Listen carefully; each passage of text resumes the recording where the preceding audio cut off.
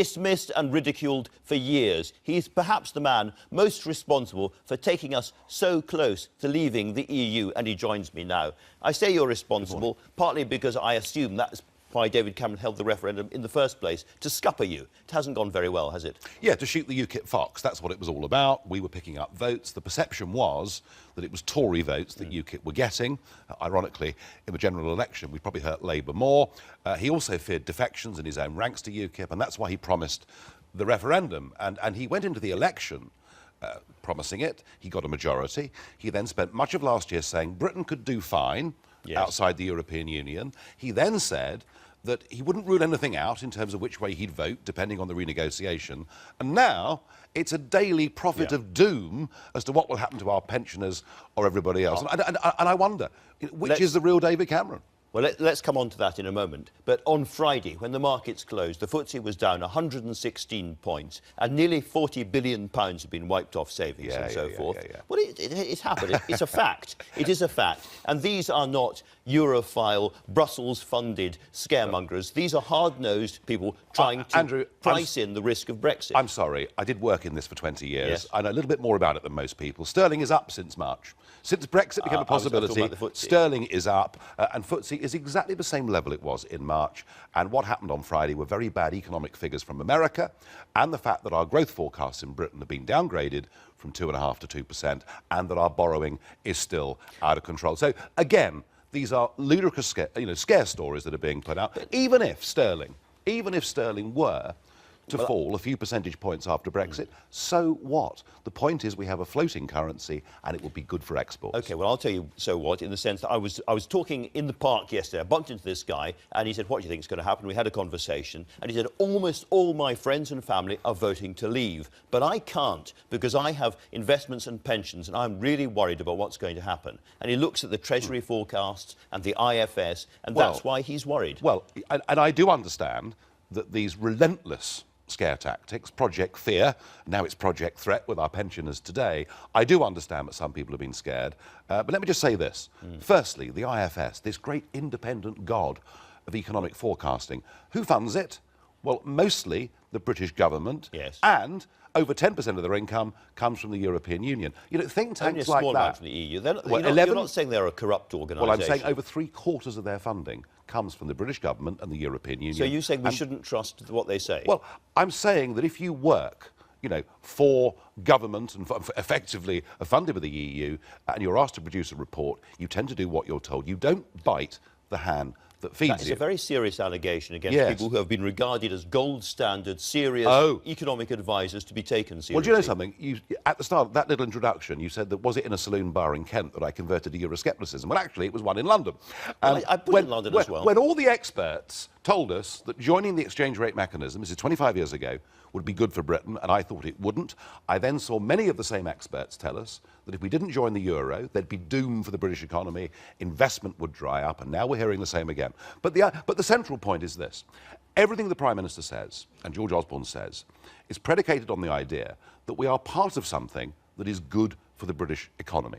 And the answer is, for tariff-free access to the European market, and tariffs now have come down massively in the last 40 years, we have to pay a net membership fee of £34 million a day. We have to accept regulation on the 88% of our economy that is not exports to European countries. We have to accept unlimited free movement of people. The single market itself has been useful to British exporters. The common market, being able to get into a single market has been very useful. The common market, forget the politics for a minute, the common market economically was good for us. It gave us a bigger market, it brought down tariffs. The single market actually is inhibiting us in a world. We're living in a 21st century global economy, and no one talks about this.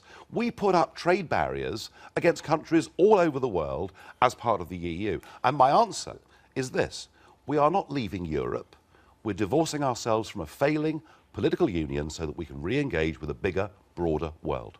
Now, if we do indeed vote to leave, then a lot depends upon the kind of negotiation that follows. And you and many other people say it will be a benign negotiation in which they won't cut off their noses to spite their faces. They will do a good deal with us. But I put it to you that that is unlikely. You want to see the end of the EU. You want this to be the start of a process of dissolution and collapse of the EU structures as they are now. The people that we will be negotiating with believe in all these structures. They will be very, very upset, very angry, and they will not want to negotiate in a very friendly way. And they've already said so. Well, I tell you who's angry.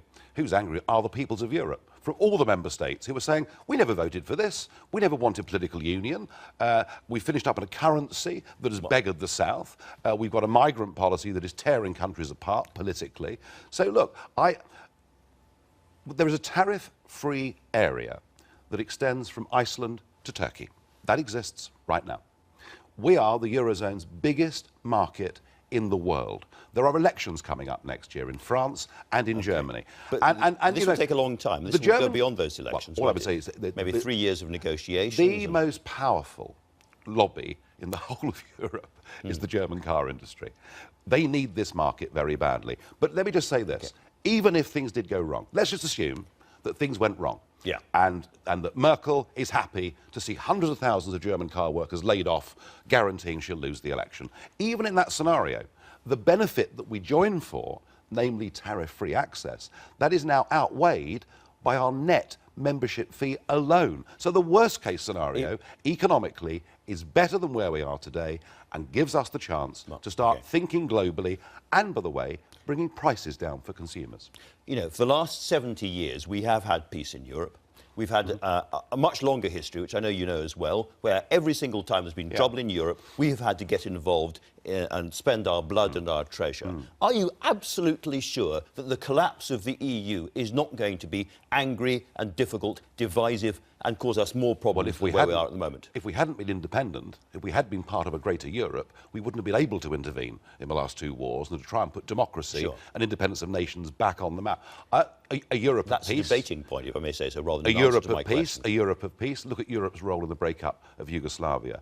Look at what's happening in Greece. Look at the rise of extreme politics of the neo-Nazi right and the extreme left.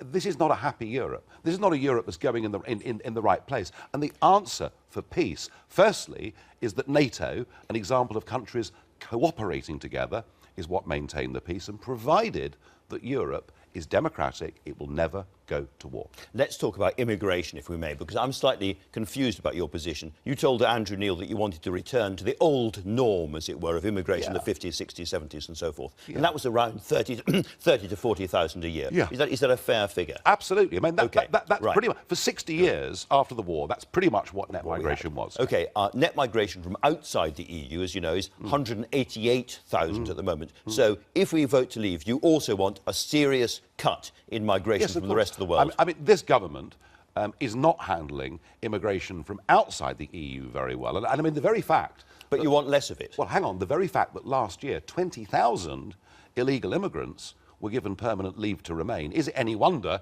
that a boat was found off Hastings this morning with people in it? So I don't think this government's got it right at either end. It's failed on the non-EU stuff, and on the EU stuff, we have absolutely no control at all. And how this Prime Minister, I mean, I'm giving you what I'd like to get to. This Prime Minister promised the British people he'd bring it down to tens of thousands a year, knowing we have an open door to the whole of the EU. All right, now, you are not the kind of guy, I think, who wants to stop family reunions and so forth, are you? So that would carry on provided they're legitimate. And we return to what was called the primary purpose rule, so we know we're doing it properly. So they were running at 43,000 last year. You want to get immigration down to 40,000. You can't let anybody else in. No Australian doctors, no Indian engineers, nobody. Let's be clear. You know, getting back to a norm that starts to relieve the pressure. I mean, people can't get GP appointments in Britain. People's kids can't get on the housing ladder. We've got these massive problems that are affecting people.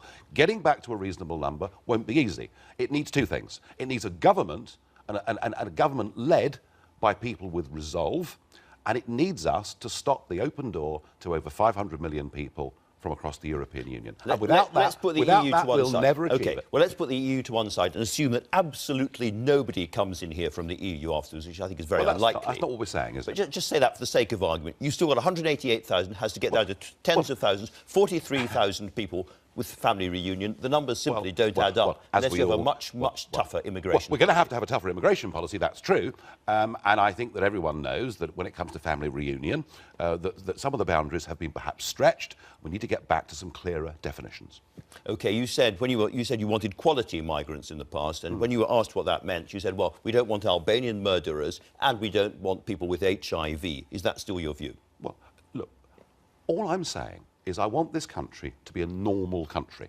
Yeah, and normal countries all over the world... Question. Yeah, well, normal countries all over the world don't allow criminals to come and settle in their country, don't allow people to come into the country who would be a huge burden on the health service or anything else. So would you also include in that things like tuberculosis and other important and difficult diseases? Let's be clear.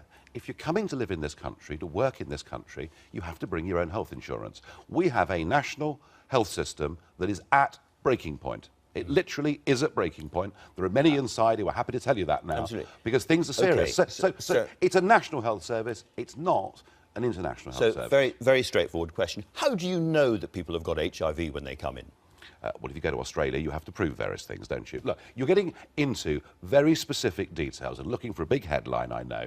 But, I wouldn't mind a big headline. Well, I know that. But what I'm saying is, look, the way Australia does it, it's very simple. You've got to be under 45, you've got to have a trade or skill, you've got to have some money, no criminal record, and bring your own health insurance. Doesn't that sound like a good, sensible way for immigration to become a positive part of British debate and not a negative one? What about all those British businesses, care homes, hospitals, restaurants, coffee shops and all the rest of it, who are relying at the moment on not very highly skilled, not very highly paid people coming in from the EU? What happens to them? Do they go under? It's very interesting. I mean, of the new jobs that were created in the UK last year, roughly 450,000 new jobs, over 70% of them went to people that weren't British. Now, there are 1.7 million unemployed Brits at the moment. Maybe they're all lazy. Maybe they're all useless. Maybe they're all drunk permanently, but I don't think so. I think actually what's happening is that big companies are choosing foreign labour over British labour. Yes. OK, just going back to the HIV thing, you didn't really answer my question, which is whether you still believed in that, whether you still think that people with HIV should not be allowed into this country. Kind of yes or no thing. No. What? To get free health care? We don't know why they're coming in. They're coming in for all sorts of reasons. Do you keep them out? Is my question. I'm sorry. You are trying to get me. Should we? Okay. You raised it, not me. Right. Should we say to people from all over the world, if you've got a very serious disease, we are very happy for the National Health Service to provide whatever healthcare you want, at the same time as it now takes people all over Britain a fortnight to get a GP appointment. It's about priorities, isn't it? Okay. And my priority would be we put our own people first. It's about time we did. Final question. We are very, very close in this referendum. We're very close to the result. We're very close to, and the two camps, according to the polls, seem very close indeed. Many polls put you ahead at the moment. If, in the end, you lose 51 to 49, is it over? Well, let's remember one thing. A vast majority of our political class want to stay part of the European Union. Many regret the Prime Minister's decision to give us a referendum. I think if the Leave side was to narrowly lose, the chances of Parliament giving us another referendum in the short term is probably pretty slim. So I do view this as the one great opportunity. And, there's nothing radical about this. All we want to do is take back control of our lives and put power back in the hands of the British people. All right, but there's an awful lot of people who will be very angry if the Remain campaign win by a sliver and think it's been an unfair campaign. You have said in the past we could see violence. Would you see problems on the streets, do you think, if that happens? I haven't predicted violence, but I mean... You've talked about it. Yes. There may be violence inside the Conservative Party, that's certainly true. A lot of his own MPs think that he's, frankly, used taxpayers' money wrongly and is not running a full, free and fair referendum campaign. I don't expect violence from the people of this country. I would expect profound disappointment. But let me just say this. There's been a shift in the last fortnight. There's been a change in this debate. People have had enough of being threatened by the Prime Minister and the Chancellor, and I think collectively people are beginning to put two fingers up to the political class.